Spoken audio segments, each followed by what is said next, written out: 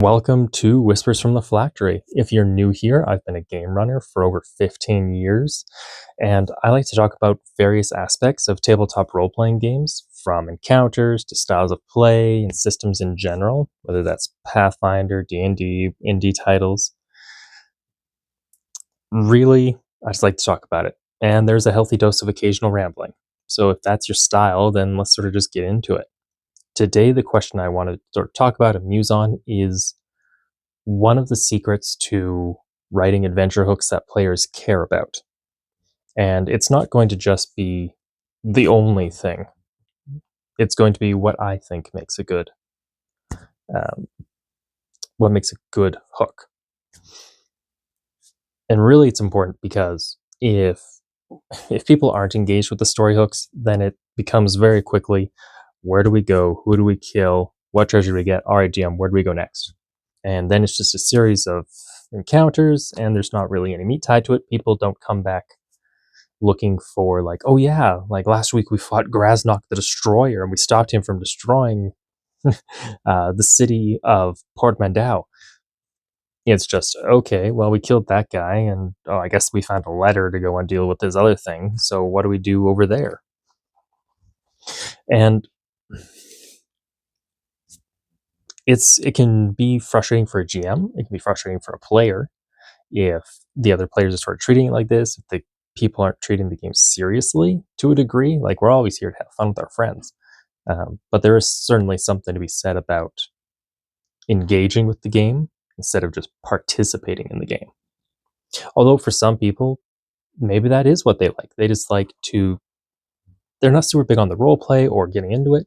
They do like to show up, they engage a little bit, but they're hanging out with their friends and they're enjoying the story that they're telling, even if they're not quite comfortable enough to jump in with a story of their own. And that's okay too. It's just an effort should be made, at least for some of the players and anyone that wants to buy in, to buy in. And I think this really happens a lot, especially with adventure paths or adventure modules, where people just kind of plop in and they run the module. They don't create characters that have a real tie to the story. It's just like, yes, we're here for this reason. We're hunting demons in the Worldwound, or we're exploring the realm of Ravenloft and Strahd. And like, well, why is your character here? Well, there's an adventure here. What do you want? Those are very much the days of the old Dungeons and Dragons. Where's the temple? Where's the loot? Great. And I think that those stories can be fun when that's the story you're setting out to tell. Very episodic. We are delving into this ruin for this treasure. Great, we found it. There's no overarching plot. It's the character growth during these episodic missions that is the story.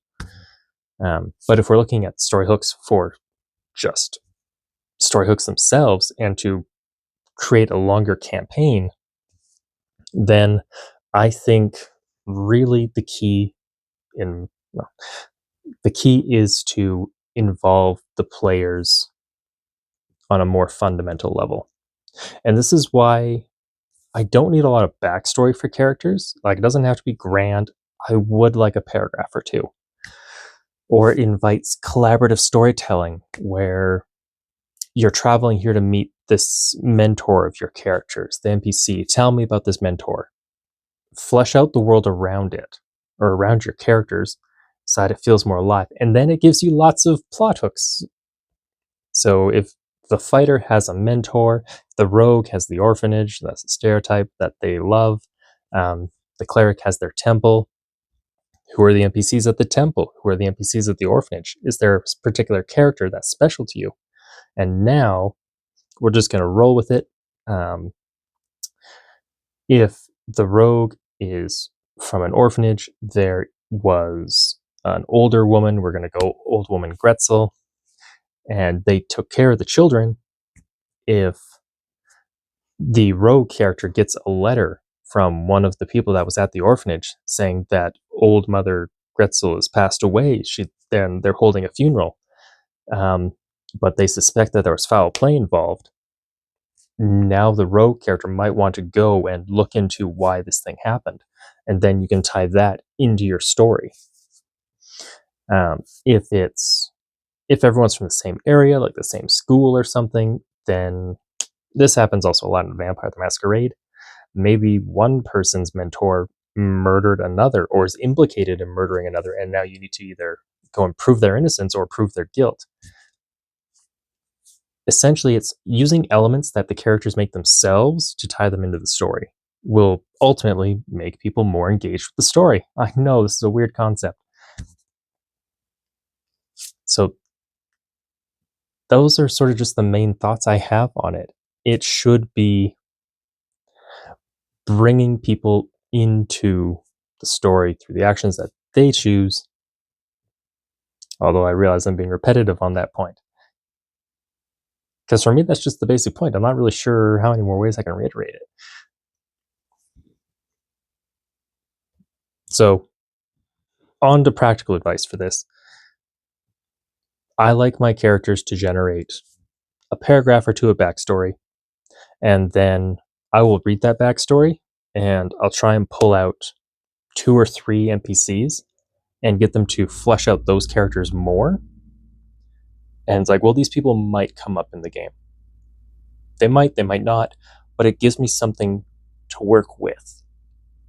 And then another thing is some game systems have a relationship map or the bond system in Dungeon World, where at session 0 or ahead of the game, you sit down as a group, you sort of flesh out the relationships between the characters, relationship map, or the bonds between the characters.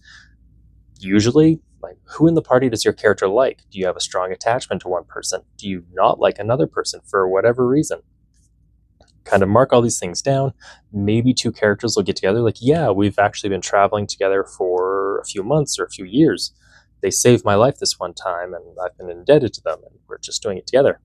Or some other people like, well, we've always been kind of buddy-buddy. What if this time we have like a rivalry thing going on? Our characters don't see eye to eye, at least in the start. Maybe they grow, maybe they don't. But we don't like each other. There's friction in the party. But of course, that's entirely character-based, player-based. If there's character-based friction, player-based friction, that is a conversation for out of game, and that'll be a different thing.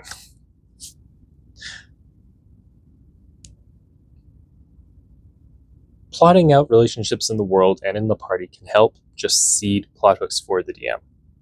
Because really, if you're already thinking about running something and like, okay, I want these set of events to happen, this is kind of the overarching plot for the first little bit, it's usually not too hard just to like, okay, well, it'll impact this and this character's family, or this character's loved ones, or this character's just someone important to them. Give that character reason to be in the story, instead of just, hi, I'm here because the tavern needed filling. How's it going? Let's get on this adventure. But, of course, everyone chooses how to do these differently. Every DM is a little bit different. That's part of the beauty of our game and our hobby, is that everyone has their own opinions and feelings on this. And there can be a lot of different opinions and feelings on this. It's very rare to have people be exactly the same. Even when, like, if I've taught people how to DM before, their methods of doing it are different than mine. Sure, it might be similar, but there's always little variances. So this isn't the be-all prescribed advice. It is a way to do it. It's the way I like to do it. And maybe it works for you. So sort of just circling back and summarizing, how do we create hooks to draw in our players and make it important for the characters? Have your players do collaborative storytelling. Have them create NPCs, factions, pieces of the world that you can then twist on them. Take their loved ones and really make the players suffer.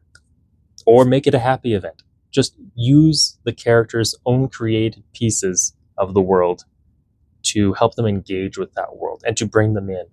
Maybe it doesn't always have to be bad. Maybe instead of there's a death, there's a wedding, and someone needs help from the party to get a special gift, or they are trying to find something to, like, they need a flower or a rare gemstone for a ring, and they ask the party, like, hey, can you help me?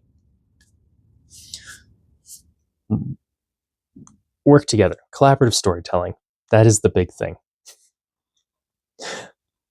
I guess if you stuck around this long through that whole mess, thank you. Thanks for spending some time thinking this through with me today. And if you've got a question about running games or world building or storytelling at the table, feel free to leave it in the comments. It might become a future episode if it stimulates the gray matter. Otherwise, you kind of know the drill.